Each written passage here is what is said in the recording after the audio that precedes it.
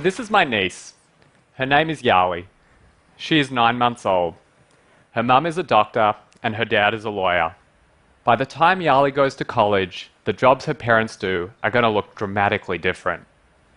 In 2013, researchers at Oxford University did a study on the future of work. They concluded that almost 1 in every 2 jobs have a high risk of being automated by machines. Now, machine learning is the technology that's responsible for most of this disruption. It's the most powerful branch of artificial intelligence. It allows machines to learn from data and mimic some of the things that humans can do. Now, my company, Kaggle, operates on the cutting edge of machine learning.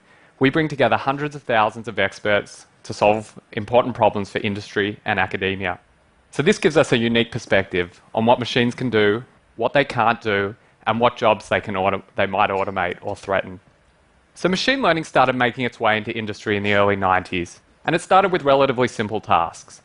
It started with things like assessing credit risk from loan applications, sorting the mail by reading handwritten characters from zip codes. Over the past few years, we have made dramatic breakthroughs. Machine learning is now capable of far, far more complex tasks. In 2012, Kaggle challenged its community to build an algorithm that could grade high school essays. The winning algorithms were able to match the grades given by human teachers. Last year, we issued an even more difficult challenge. Can you take images of the eye and diagnose an eye disease called diabetic retinopathy? Again, the winning algorithms were able to match the diagnoses given by human ophthalmologists. Now, given the right data, machines are going to outperform humans at tasks like this. A teacher might read 10,000 essays over a 40-year career. An ophthalmologist might see 50,000 eyes. A machine can read millions of essays or see millions of eyes within minutes. We have no chance of competing against machines on frequent, high-volume tasks.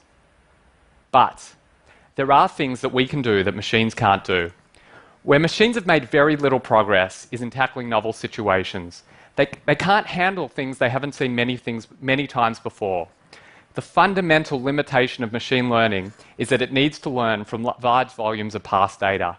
Now, humans don't. We have the ability to connect seemingly disparate threads to solve problems we've never seen before. Percy Spencer was a physicist working on radar during World War II when he noticed the magnetron was melting his chocolate bar.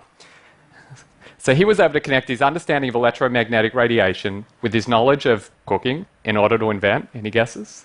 The microwave oven. Now, this is a particularly remarkable example of creativity, but this sort of cross-pollination happens for each of us in small ways, thousands of times per day. Machines cannot compete with us when it comes to tackling novel situations, and this puts a fundamental limit on the human tasks that machines will automate. So what does this mean for the future of work? The future state of any single job lies in the answer to a single question. To what extent is that job reducible to frequent, high-volume tasks, and to what extent does it involve tackling novel situations? On frequent, high-volume tasks, machines are getting smarter and smarter. Today they grade essays, they diagnose certain diseases. Over coming years, they're going to conduct our audits, and they're going to read boilerplate from legal contracts. Accountants and lawyers are still needed. They're going to be needed for complex tax structuring, for path-breaking litigation, but machines will shrink their ranks and make these jobs harder to come by. Now, as mentioned, machines are not making progress on novel situations. The copy behind a marketing campaign needs to grab consumers' attention. It has to stand out from the crowd. Business strategy means finding gaps in the market, things that nobody else is doing. It will be humans that are creating the copy behind our marketing campaigns, and it will be humans that are developing our business strategy. So Yali, whatever you decide to do, let every day bring you a new challenge. If it does, then you will stay ahead of the machines. Thank you.